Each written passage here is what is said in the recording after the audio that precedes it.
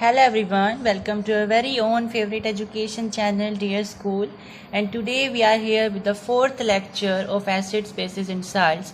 और इसमें हम pH के बारे में पढ़ेंगे। pH का पूरा कॉन्सेप्ट, उसकी सारी प्रॉपर्टीज, यूनिवर्सल इंडिकेटर और pH का डेली लाइफ में क्या यूज होता है, जो कि बहुत इंपॉर्टेंट टॉपिक है वो, क्योंकि उससे बहुत इंपॉर्टेंट क्वेश्चंस आते हैं। तो सबसे पहले हम कॉन्सेप्ट ऑफ pH देख लेते हैं। pH है क्या आखिर? तो pH scale is a commonly used scale. सबसे पहले तो यही देख लो कि pH ये जो वर्ड है, ये एब्रिविएशन है, इसकी फुल फॉर्म क्या है।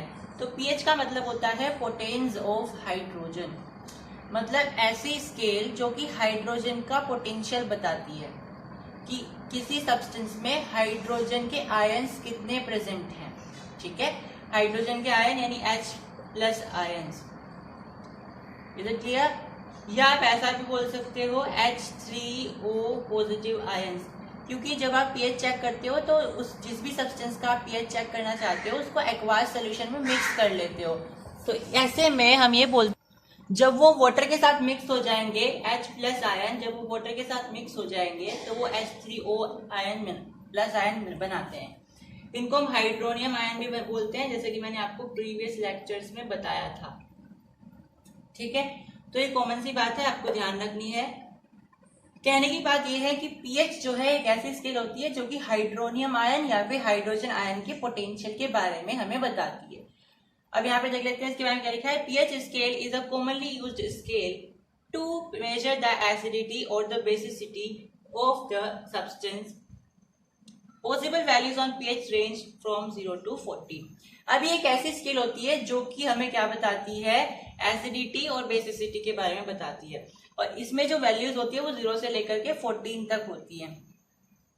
अब अगर 0 से 6 तक है तो वो जो चीज है वो एसिड होगी, यानी उसके अंदर एसिडिटी ज्यादा होगी इन कंपैरिजन टू बेसिसिटी। अगर वो 7 है तो वो न्यूट्रल है, यानी कि जैसे वाटर होता है। और अगर वो 8 से लेकर के 14 इंक्लूडिंग 8 and 14, तो उसके अंदर बेसिसिटी ज्यादा होगी, यानी बेस होगा वो।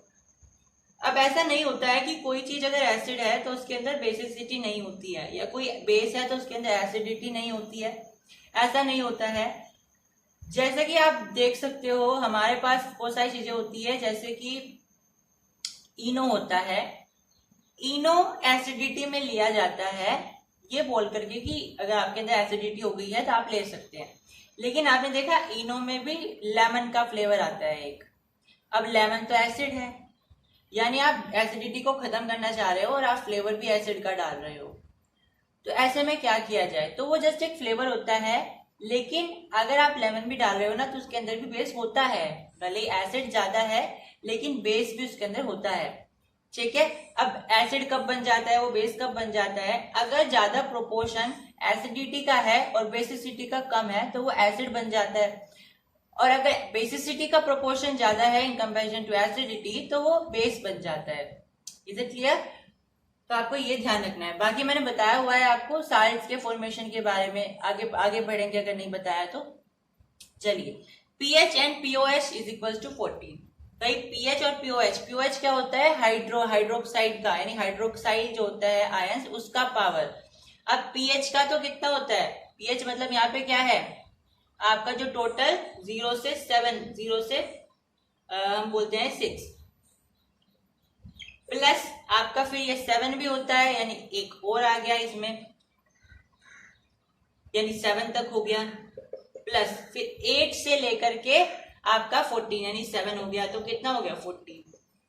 तो POH क्या है यहाँ पे, अगर आप इन स्केल्स को pH और POH में डिवाइड करना चाहते हो तो POH जो है आपका वो 8 से लेकर के 14 तक होता है। बाकी जैसे pH स्केल है ऐसी एक POH स्केल भी आती है, जिसमें आप जो सब्सटेंस होगा वो H आयंस को देख करके नहीं बल्कि OH आयंस को देख करके ये क्लासिफाई करेगा कि कोई कंपाउंड एसिड है या बेस है। जैसे एक pH स्केल ये है, ऐसी दिखाई देती है, उसमें ऐसी नंबरिंग होती है। अब ये क्या करती है ना, H+ आयन को देख करके या उसको टेस्ट करके बताती है कि ये कोई कंपाउंड एसिड है या बेस है। अब ऐसी स्केल एक POH की होती है, उसका भी सेम तरीका होता है, लेकिन यहाँ पे वो OH- को देखती है किसी सब्सटेंस में कितने हैं। ठीक है, अब अगर एसिड में OH होते ही ना तो वो टेस्ट कैसे कर पाती, इसलिए मैंने बताया कि चाहे वो एसिड है चाहे वो बेस है, सब में OH माइनस भी होते हैं, H प्लस भी होते हैं। लेकिन बात कहाँ आती है, बात आती है ज्यादा अमाउंट किसकी है। तो ज्यादा अमाउंट जिसकी भी होगी उसके हिसाब से वो क्लासीफाई हो जाता है। अगर उसमें OH ज्यादा है तो वो बेस बन जाता है, H प्लस ज्यादा है तो वो एसिड बन जाता है। समझ में आई? बाकी जो pH होता है या pOH होता है एक लॉगरिथमिक स्केल होती है, यानी कि इसमें लॉग से हम निकाल सकते हैं। आपका H प्लस आयन पता है कितने हैं, माइनस लॉग कर दीजिए उसका, ऐसे आप pOH निकाल सकते हो।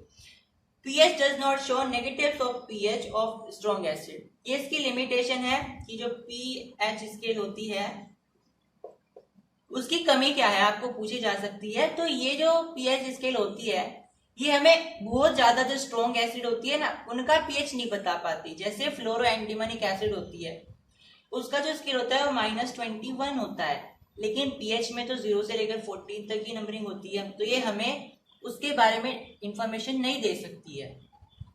समझ में आए? ये 0 पे आकर रुक जाएगी, उसके लिए भी 0, दूसरे एसिड के लिए भी 0 ये बताएगी फिर, है ना।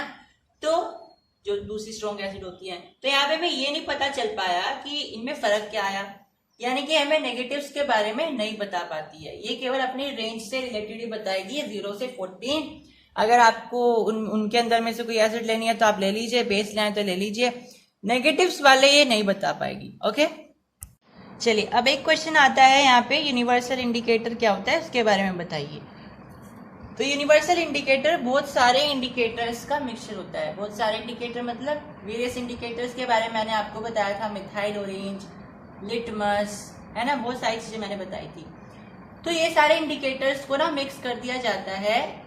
ऐसा नहीं आप कैसे भी मिक्स कर दोगे उनको मिक्सिंग बाउल में जाकर के, ऐसा नहीं होता। उनको टेक्निकली मिक्स किया जाता है, उनका एक तरीका होता है। अब इससे क्या होता है ना, अलग अलग वहां पे रेंज बन जाती है कि अगर आप ये सब्सटेंस डालोगे तो ये जो स्केल है ये ऐसा कलर शो करेगी, ये वाला कंपाउंड डालोगे तो ये वाला कलर शो करेगी, क्योंकि आपने यहाँ पे बहुत सारे इंडिकेटर ऑलरेडी यूज कर लिए हैं और उसे हम क्या बोलते हैं, pH। तो यूनिवर्सल इंडिकेटर बेसिकली pH ही होता है। अब ये कैसे बनता है, वेरियस इंडिकेटर्स को मिक्स करके, ठीक है। अब डेली लाइफ एप्लीकेशंस क्या है pH की, सबसे पहला तो है सोइल्स और लॉन में, यानी कि आप अपनी खेत की मिट्टी में और अपने गार्डन की मिट्टी में pH का यूज कर सकते हो। कैसे, अगर आपको ये चेक करना है कि आपकी फसल जो है ज्यादा ऐसी मिट्टी में उगेगी कि जहाँ पे एसिडिटी ज्यादा होनी चाहिए या बेसिडिटी ज्यादा होनी चाहिए, तो आप कैसे चेक कर सकते हो, वहां से मिट्टी का सैंपल ले लीजिए, उसको पानी में मिलाइए और pH निकाल करके देखिए, ठीक है। आपको पता चल जाएगा कि आपकी जो स्केल है उसका जो कलर है वो अगर एसिडिटी की तरफ आता है, जिसका मतलब है कि आपकी मिट्टी में एसिड ज्यादा है। तो आपको क्या करना पड़ेगा, फिर वहां पे चॉक पाउडर डाल दीजिए या कोई अलग बेस डाल दीजिए अपनी मिट्टी में, ताकि आपकी फसल अच्छे से हो जाए। हनी बीज जब आपको काटती है तो वो आपकी बॉडी के अंदर में ना एसिड इंजेक्ट कर देती है, एक एसिड डाल देती है, उसे क्या कहते हैं, मिथेनोइक एसिड। तो हनी बीज जो एसिड हमारी बॉडी के अंदर इंजेक्ट करती है वो मिथेनोइक एसिड होती है। अब अगर वो एसिड डाल रही है उसे ठीक करने के लिए हमें बेस यूज करना पड़ेगा। तो जब मधुमक्खी हमें काटती है तो हमें क्या करना पड़ता है, वहां पे बेकिंग सोडा रगड़ना पड़ता है, तब जाकर के आप ठीक हो जाओगे।